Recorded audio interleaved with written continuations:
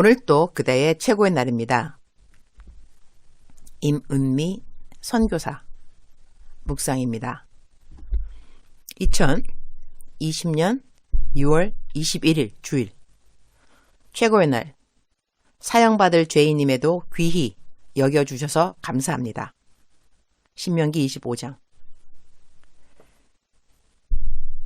3절 40까지는 때리려니와 그것을 넘기지는 못할지니 만일 그것을 넘겨 매를 지나치게 때리면 내가 내 형제를 경히 여기는 것이 될까 하노라. But he must not give him more than 40 lashes. If he is flogged more than that, your brother will be degraded in your eyes. 나에게 어떤 동영상이 좋다고 어떤 동영상이 좋다고 보라고 보내주시는 분들이 있다. 다 나를 위함이지만 내가 받는 모든 동영상을 볼 시간이 사실 나에게는 없다. 그래서 일단 받으면 감사하다고 인사 보내고 난 다음 나중에 시간이 되면 보게 되기도 하고 어떤 것은 내가 그 동영상 받았던 것조차도 잊고 지나가기도 한다. 나는 9년 전 척추, 신경 제거 수술을 받을 때 전신 마취를 했는데 그 전신 마취는 내 삶의 세 번째 받은 전신 마취 주사였다. 세 번까지 전신 마취 주사를 받으면 기억력을 잃는다는 이야기를 들은 적이 있는데 그 이후로 나는 기억력이 쇠퇴해졌는데 무엇보다 사람들 이름을 기억하지 못한다는 것이다. 그래서 사람들이 기도 제목을 보내오면 그 사람과 다시 이야기를 하기 위해 나는 그 사람과 나눈 카톡 대화를 다시 다 읽을 때가 많다. 그리고 나는 받는 카톡에 답을 빨리 하는 편인데 그 이유 중 하나는 내가 카톡 보내는 사람 이름을 잘 기억하지 못하기 때문에 내게 카톡 보내는 사람 이름을 잘 기억하지 못하기 때문에 조금 이따가 답해야지 하다 보면 밀려 올라온 카톡들 때문에 그 사람 이름을 다시 기억 못해서 답하려면 그 사람을 찾느라 한참 시간이 걸린다는 것이다. 그래서 나는 카톡 답을 가능하면 받는 그 자리에서 하는 편이다. 혹시 내가 답을 안 했다 하면 내가 카톡 보낸 분 이름을 기억하지 못함이니 다시 나에게 카톡을 보내시면 내가 답을 해드린다. 메일로 보내신 분들은 내가 답을 못 보내도 그동안 못 받은 것은 얼마 전 알게 된 것인데 내가 케냐에서 답을 보낸 메일들은 다 가지 않았다고 한다. 한국에 와서 답을 쓰니 메일 답이 간다. 아마 나라 차원에서 차단해 놓은 것이 있었는 듯. 그래서리 답 보낸 분들께 죄송하다. 다시 보내자니 누구에게 답을 보냈는지 그 이름을 기억하지 못한다는 것 주여. 여튼 어제는 집에 하루 종일 있으니 이전에 어느 분이 보라고 보내주신 어느 동영상을 보게 되었다. 동물인 말에 대한 것이었는데 자기 새끼를 사산한 어미 말의 마음을 이해하는 어느 동물 상담가의 이야기였다. 동물인 말이 자기의 마음을 이해받고 난 다음 치유를 받는 과정이었다. 그 동영상을 보면서 내가 지금까지 사람들을 상담한다고 하면서 얼마만큼 그들의 힘든 마음을 진심으로 이해했나 하는 생각이 들어서 참 많이 울었다. 치료가 어쩌면 달리 치료일까? 정말 그 사람의 힘듦을 100% 공감해 줄 수 있다면 그것이 바로 치료에 가장 큰 도움이 아닐까 그런 생각을 했다. 오늘 본문 말씀에 내가 내 형제를 경히 여기는 것이 될까 하노라. 이 말씀에 마음이 머문다. 이 형제는 누구인가? 자기에게 죄를 범한 형제인 것이다. 그러니 벌로서 매를 맞는 것이 당연한 형제인 것이다. 40까지는 때려도 되는 형제인데 그것을 넘기지는 못할지니 만일 그것을 넘겨 매를 지나치게 때리면 내가 내 형제를 경히 여기는 것이 될까 하노라 라고 성경은 말하고 있다. 더 위의 구절을 보게 되면 악인에게 태형이 합당하면 재판장은 그를 엎드리게 하고 그 앞에서 그의 죄에 따라 수를 맞추어 때리게 하라. 무슨 말씀인가? 이 사람은 죄를 지었음이 분명하고 죄에 따라 수를 맞추어 태형을 주라는 것이다. 우리는 죄인 듣는 사람을 어떻게 보는가? 우리가 아니라 나는 그리스도인의 삶을 제대로 살지 못하는 사람들을 보면서 이야 어쩌면 저렇게 살고 싶을까? 한심하다 한심해. 이런 생각에 죄를 많이 지은 것 같다. 그야말로 개구리, 올챙이적 시간 생각 못한다는 그런 격이다. 내가 도와준 사람들 중에서 어쩌면 저렇게 안 변할까 싶어서 실망이 되고 난 다음에는 다시는 그 사람을 보고 싶지 않은 경우도 있었다. 시간이 흐르면서 깨달은 것은 내가 다 내 의로 도왔고 내 힘으로 내 사랑이고 내 긍휼함이라고 생각한 거였구나. 그러니 그 모든 것이 말짱 도로묵이라는 것을 깨닫게 된 것이다.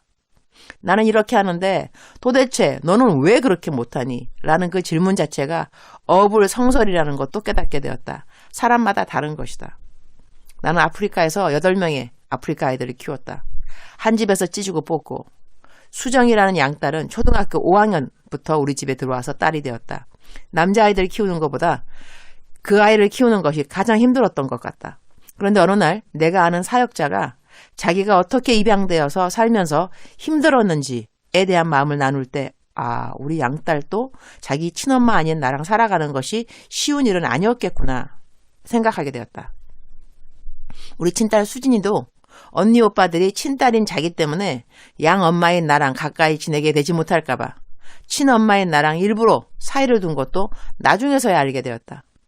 난 도대체 왜 이런 짓을 했을까 싶을 정도로 나중엔 자책을 하기도 했고 큐티까지 매일 훈련시켜서 잘 키웠다고 생각했던 우리 아들들이 장가도 가기 전 여자들을 임신시킨 이야기를 들으면서 난 도대체 이들을 어떻게 키운 것인가 정죄감에 빠졌고 이들을 혼내도 상처가 되지 않게 혼내려고 하고 싶었던 말을 얼마나 참았는지 그 과정에서 하나님이 나에게 하고 싶어도 다 못하셨을 말씀들을 연결지어 생각하면서 통곡을 한 적도 있었고 그럼에도 불구하고 나는 언제인가부터 죄인들을 잘 이해하지 못하는 사람이 되기도 했다.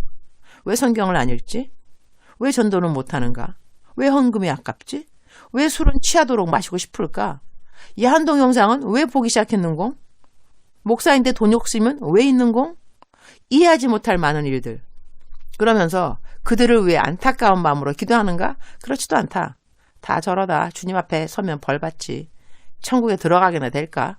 이런 생각이 앞설 때가 더 많다. 그러나 그러한 생각들이 하나님을 기쁘게 하는 생각일까? 전혀 그럴 리가 없다. 오늘 말씀을 묵상하면서 나는 내 형제들, 자매들을 경히 여기는 때가 없는가를 생각하게 된다. 이런 생각은 예수님 믿는다 하면서 너무나 잘 믿는 분들이 보여주는 무서운 모습에서 내가 배우게 된 것 같다. 반면 교사라고 내가 겪어보니 정말 무섭더라. 예수님 잘 믿는다는 분들이 이렇게 죄에 빠져 있다고 생각하는 사람들에게 무섭게 비춰질 수 있겠구나. 나 묵상도 잘하고 기도도 많이 하고 전도도 열심히 하고 구제도 할 수 있는 만큼 하는데 다른 이들에게 무서운 그리스도인으로 비춰지면 어쩌는공 그런 생각을 하게 되었다. 주님, 오늘 또 최고의 날입니다. 제 나이 57입니다. 죄 지은 사람들을 참고 견디고 인내하고 나름 사랑해 줬다 한다면 몇 년을 그렇게 했을까요? 우리 하나님은 인류의 시작과 함께 오늘 이 시간까지도 우리 사람들의 많고 많은 죄악과 배신을 견디고 참고 인내하고 기다려주고 계십니다. 우리 하나님은 알아가면 알아갈수록 정말 대단한 하나님, 위대한 하나님, 어마어마한 하나님이 아닐 수 없습니다. 우리 죄인들의 행복 50보 100보이지요. 도토리 키재기일 것이고 세상말로 겨묻은 개 쌍디긋 묻은 개 보고 욕하는 그 레벨이랑 딱히 얼마만큼 차이가 있을까요? 죄인을 사랑하시되 십자가에 달리기까지 사랑하신 우리 주님. 우리는 죄인들은 사랑하기 싫고 좋은 사람은 사랑하고자 합니다. 오늘 묵상 말씀은 태형을 맞을 정도로 죄인으로 명확하게 판단된 사람들조차도 벌은 내려도 경히 여기지는 말라는 말씀을 마음에 잘 새기도록 도와주옵소서. 저는 바리새인 되기 딱 좋은 자리에 있음을 가끔씩 인식하게 됩니다. 바리새인? 달리 바리새인일까요? 내 의로 남들 정죄하면 바리새인인 거죠. 내 의의 기준은 0%, 0%가 되게 하옵소서. 모든 것이 오늘 또 모든 것이 하나님의 크신 은혜만 있는 것을 명심하면서 하루를 살게 하여 주옵소서. 저는 태형의 40대가 아니라 사형을 마땅히 받아야 함에도 우리 하나님 저를 경히 여기지 않고 귀하게 여겨주셔서 마음 다하여 감사드립니다. 주님 사랑합니다. 주님 감사합니다. 오늘 또 우리 주님 저를 보시면서 하루 종일 기쁘시면 참 좋겠습니다. 최고의 날 게시판.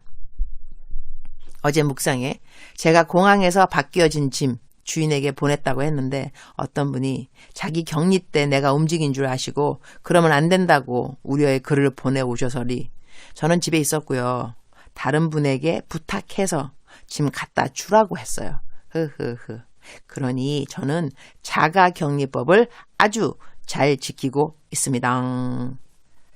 사랑하는 그대여. 사랑하는 그대여.